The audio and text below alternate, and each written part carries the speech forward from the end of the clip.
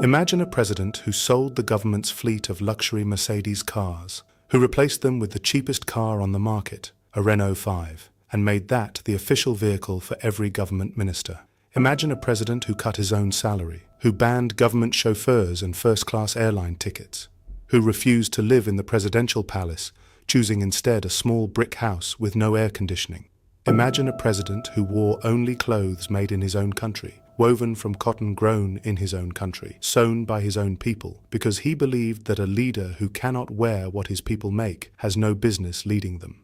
Now imagine this same man vaccinating 2.5 million children in a matter of weeks, planting 10 million trees to stop the desert from swallowing his country, building roads and a railway without a single dollar of foreign aid, using citizen labor organized like a military operation, raising literacy from 13% to 73% in 4 years. Now imagine this man standing in front of the entire Organization of African Unity, the heads of state of the entire African continent, and telling them, calmly and without apology, that Africa's debt to the West was a fraud, that it should not be repaid, that the colonizers who created it owed Africa something far more significant in return, what he called the blood debt. 79 days after that speech, Thomas Sankara was dead, shot at least 7 times in the chest, buried in an unmarked grave, his body dismembered, his wife and children forced to flee the country, his revolution dismantled within weeks, and for almost 30 years, nobody was held accountable. This is the story of the most honest, most visionary, most dangerous leader Africa produced in the 20th century, a man so threatening to the established order that his own best friend, the man who called him a brother, put a bullet in him. This is what happens to leaders who are right too loudly. Thomas Isidore Noel Sankara was born on the 21st of December 1949 in the small town of Yako, in the country then called Upper Volta, one of the poorest, most landlocked, most forgotten territories in the French colonial empire. Upper Volta had no coastline, no significant mineral wealth, or so they believed, no strategic importance that would earn it special attention. It existed largely to supply cheap labor to the cocoa and coffee plantations of neighboring Ivory Coast, which was France's crown jewel in West Africa. Sankara was the third of 10 children. His father had served in the French military, fighting in France's wars for France's empire. His mother was a devout Catholic who hoped her son would become a priest. Instead, at 14, Sankara enrolled in a military academy. In 1960, Upper Volta gained nominal independence from France, along with most of the rest of French West Africa. Sankara was 11 years old. He watched independence come, and he watched what it actually delivered. New flags, new names, new faces at the top, but the same economic relationships, the same French companies extracting the same resources, the same structural dependency, the same poverty. Political independence, Sankara would later write, had changed who sat in the presidential palace. It had not changed who owned the country's future. In 1970, Sankara was sent for officer training in Madagascar and arrived just in time to witness something that would permanently alter his understanding of the world. A popular uprising of students and workers succeeded in toppling Madagascar's government. He saw with his own eyes that ordinary people organized together could remove a power that had seemed immovable. He also trained in France at a French parachute academy, where he encountered the full tradition of left-wing European political thought, read Marx and Che Guevara, and began to understand the global architecture of the economic system his own country was trapped within. He came back to Upper Volta a different man. He had gone as a soldier. He returned as a revolutionary who had not yet found his revolution. The 1970s and early 1980s in Upper Volta were politically convulsive. Government after government rose and fell, military coups, counter-coups, civilian interludes that collapsed under labor strikes and economic crisis. Sankara moved through this turbulence with a growing reputation for 2 things that were almost never found together in African politics: military competence and personal integrity. He biked to work. He refused the privileges that came with his rank. He read voraciously. He played guitar in a band. When other officers drove government vehicles and skimmed from budgets, Sankara was famous for doing neither. In 1981, He was appointed Minister of Information by the military government of Colonel Seye Zerbo. He resigned almost immediately, publicly, loudly, declaring, in a statement that was read out on national radio, misfortune to those who gag the people. He was arrested, released, appointed Prime Minister in January 1983 under a new military government, then dismissed and arrested again in May after the French President's African Affairs advisor met with the military leadership, and Sankara's name was among those considered too dangerous to leave in power. His arrest was a mistake. It galvanized the younger officers who admired him. It gave his closest ally, Captain Blaise Compaoré, the perfect moment and the perfect cause. On the 4th of August 1983, Compaoré led a coup that freed Sankara and placed him at the head of a new governing body called the National Council of the Revolution. Thomas Sankara was 33 years old. He was now the president of Upper Volta. He would have exactly 4 years. Within 3 days of coming to power, Sankara gave his first major policy address, what became known as the Political Orientation Speech. In it, he laid out with extraordinary clarity what the revolution intended to do, who it was for, and who it was against. It was for the peasants, the workers, the women, the young. It was against imperialism, foreign dependency, corruption, and the traditional power structures, the tribal chiefs and religious leaders that had historically acted as instruments of colonial control. And then he got to work. On the first anniversary of the revolution, the 4th of August 1984, Sankara renamed the country. Upper Volta was a colonial name given by France after the 3 rivers that ran through the territory. It said nothing about the people who lived there. It was a cartographer's label, not a nation's identity. He replaced it with Burkina Faso, meaning the land of upright people, drawn from Moore and Dioula, the 2 most widely spoken indigenous languages. He wrote a new national anthem. He designed a new flag, red, black, and green, with a gold star. Pan-African colors that told the world exactly where this country's loyalties lay. Then came the healthcare revolution. When Sankara came to power, Burkina Faso was one of the countries with the highest child mortality rates in the world. Measles, yellow fever, and meningitis killed tens of thousands of children every year. The solution, Sankara decided, was not to wait for international aid organizations to deliver a slow, expensive, bureaucratic vaccination program. It was to mobilize the army. In a matter of weeks, soldiers were deployed across the country carrying vaccines in backpacks, reaching villages that had never seen a doctor. 2.5 million children were vaccinated against measles, yellow fever, and meningitis in a campaign that international health organizations described as one of the most rapid and effective mass vaccination operations ever conducted on the continent. Then came the literacy campaign. In 1983, 13% of Burkina Faso's population was literate. By 1987, that number was 73%. Let that sink in. In 4 years, the time it takes a student to complete a single degree, the literacy rate of an entire nation increased by 60 percentage points. Sankara built schools in rural villages, deployed volunteer teachers, and made education a national mobilization rather than an administrative function. Then came the environmental revolution. Burkina Faso sits at the southern edge of the Sahara. Desertification was not a future threat. It was an ongoing catastrophe, eating away at agricultural land year by year. Sankara's answer was to plant trees, 10 million of them, in the first year of his presidency, village by village, organized by the committees for the defense of the revolution that he had established across the country.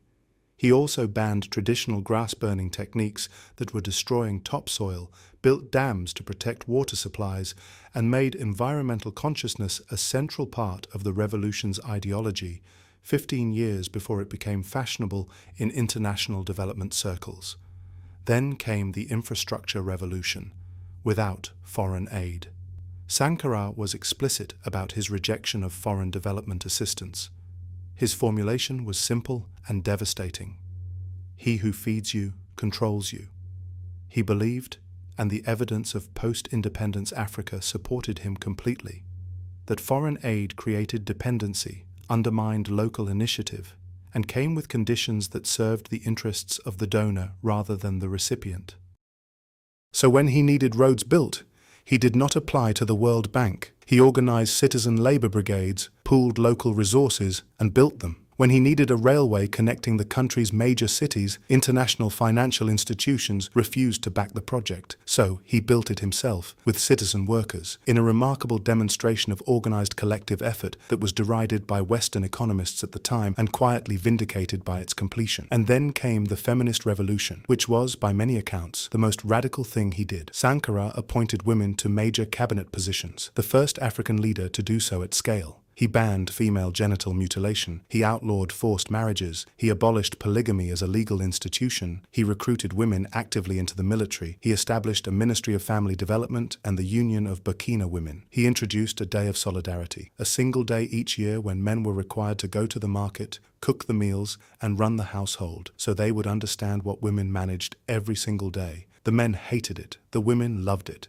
It made international headlines. He said, 7 months before his death, at an International Women's Day address in Ouagadougou, "The revolution and women's liberation go together. We do not talk of women's emancipation as an act of charity or because of a surge of human compassion. It is a basic necessity for the triumph of the revolution. Women hold up the other half of the sky." He said this in 1987, in Burkina Faso, in front of thousands of women, at a time when most African governments and most Western governments treated women's political participation as a footnote.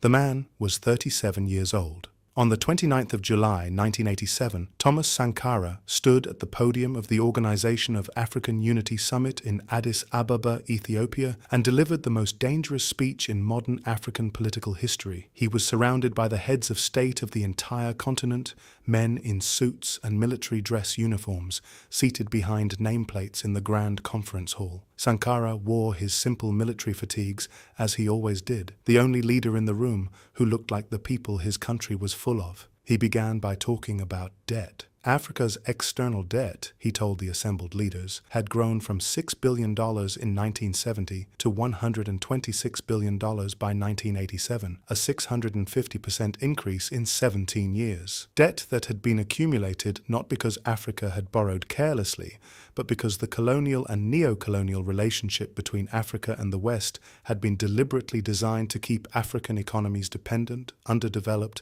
and financially obligated to their former masters. And then he said what no African leader at that table had been willing to say. Debt is a cleverly managed reconquest of Africa. It is a reconquest that turns each one of us into a financial slave. He proposed that the African nations form a united front, an Addis Ababa club, he called it, that would collectively refuse to pay. That individual African nations were too weak to resist the economic pressure that would follow. But together, as a bloc of 50-plus nations, they had the leverage to force a renegotiation on terms that served African people rather than Western creditors.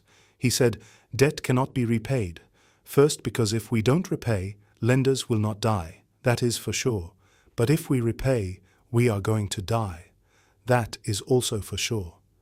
The room applauded and did nothing.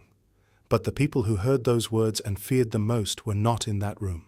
They were in Paris, and in Washington, and in Abidjan, in the presidential palace of Ivory Coast's Félix Houphouët-Boigny, France's most loyal ally in West Africa, and the father-in-law of the man who would kill Sankara less than 3 months later. The speech was on the 29th of July, 1987. He was dead on the 15th of October, 1987. 79 days. Sankara himself seemed to know what was coming. He ended that speech with words that read, in hindsight, like a farewell. I would like for us to speak as one. If Burkina Faso alone refuses to pay, I will not be here at the next conference. He was right. He was not there at the next conference. Thomas Sankara and Blaise Compaoré had been friends since the 1970s. They had trained together, served together, played guitar together in the same band. When Compaoré's parents died, Sankara's parents adopted him. They were, in every meaningful sense, brothers. It was Compaoré who had organized the 1983 coup that made Sankara president. It was Compaoré who served as his deputy and Minister of State Relations for 4 years. And it was Compaoré who, on the afternoon of the 15th of October 1987, sent a group of armed commandos to the building where Sankara was holding a meeting with members of his cabinet. Haluna Traoré, the sole survivor of the assassination, later testified about what happened. When the commandos burst in, Sankara told those around him to stay calm. He said, "It is me they are looking for," and he walked outside to face them. He was shot at least 7 times in the chest. 12 of his aides and colleagues were killed alongside him. His body was dismembered by multiple bullets and buried in an unmarked grave. The government initially claimed he had died of natural causes. Nobody believed it. Not the ordinary Burkinabe people who lined the streets of Ouagadougou in shock and grief. Not the African political figures who knew exactly what had just happened.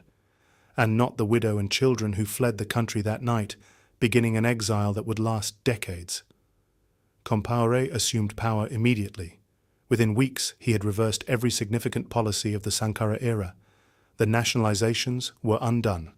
The committees for the defense of the revolution were disbanded. And Burkina Faso walked back into the arms of the IMF and the World Bank, exactly the institutions Sankara had been fighting. The so-called desperately needed international aid flooded back in. The conditions attached to it flooded back with it. France welcomed Compaoré warmly. France's longtime Ivory Coast ally, Félix Houphouët-Boigny, whose adopted daughter had married Compaoré in 1985, was satisfied. The commander of Sankara's assassins, General Gilbert Diendéré, was subsequently awarded France's highest honor, the Legion of Honor, France's highest medal, for the man who organized the murder. Compaoré ruled Burkina Faso for 27 years until popular protests finally removed him in 2014. He fled to Ivory Coast, reportedly with the help of French soldiers. Ivory Coast refused all extradition requests. For nearly 30 years, the assassination of Thomas Sankara, a sitting head of state, killed by his own deputy in circumstances strongly suggesting foreign involvement, was never properly investigated. The unmarked grave where they buried him had become the most visited site in the country. In October 2021, 34 years after the murder, a military tribunal in Ouagadougou finally began the trial of Blaise Compaoré and 13 others for the assassination of Thomas Sankara and his colleagues. Over the following 6 months, more than 100 witnesses gave testimony. Ballistics experts confirmed that Sankara had been shot at least 7 times in the chest. Medical evidence showed he had been holding his hands up when he was shot, directly contradicting Compaoré's claim that Sankara had fired first. On the 6th of April 2022, the verdict was announced. Blaise Compaoré, tried in absentia, still living in Ivory Coast exile, was found guilty of complicity in murder and sentenced to life in prison. General Gilbert Diendéré, the commander of the assassins and recipient of France's Legion of Honor, was also found guilty and sentenced to life. Hyacinthe Kafando, Compaoré's former head of security, identified as the man who actually led the soldiers who killed Sankara, was also sentenced to life in absentia. Outside the courtroom, Mariam Sankara, who had waited 34 years for this day, spoke to reporters. She said, "The judges have done their jobs and I am satisfied. Of course, I wish the main suspects would be here before the judges. It is not good that people kill other people and stop the process of development of a country without being punished." The popular narrative is that Sankara was killed because Compaoré was jealous or because of internal political rivalries, and those factors existed, but the deeper reason is simpler and more structural. Sankara was demonstrating, empirically with data and concrete results in real time, that an African country could develop its own people without foreign aid, without IMF conditionalities, without the debt that kept African governments answerable to Western financial institutions rather than to their own citizens. He was proving it worked. He was making it contagious. The Ivory Coast's Houphouët-Boigny said openly that Sankara's revolutionary ideas threatened his own government's stability. The French government, which depended on a compliant Francophone Africa to maintain its influence, had every reason to want Sankara removed. The IMF and World Bank, whose entire model of African development he was repudiating on the world stage, could not afford for his alternative to succeed, so he was removed. And the revolution was buried with him. and Burkina Faso went back to being exactly what Sankara had spent 4 years trying to change. Compaoré invited the IMF back, the debt increased, the dependency deepened, the poverty remained, the desert kept advancing. Thomas Sankara said before his assassination, "Ideas cannot be killed, ideas never die." He was right. His face is on t-shirts from Dakar to Nairobi to Atlanta. His quotes are shared millions of times on social media every year. His name was invoked in the 2014 uprising that finally removed Compaoré from power. What would Africa look like today if Thomas Sankara had lived? If other African leaders had followed his lead and formed that united front against debt? We will never know. That is the cost of his murder. But we know this much. The questions he asked were the right ones. The problems he named were real. The solutions he attempted were working, and the powers that had him killed knew it. They killed him because he was right, not in spite of it. Tell me in the comments, what aspect of his story do you think the world most needs to know? Next week, we are going to tell the story of another hidden economic crime, how 14 African nations are still using a currency controlled by France, the CFA franc, the colonial monetary system hiding in plain sight, the story behind the coups in Mali, Burkina Faso and Niger that the mainstream press refuses to connect to its real cause. Subscribe, hit the notification bell, and please share this with someone who needs to hear this.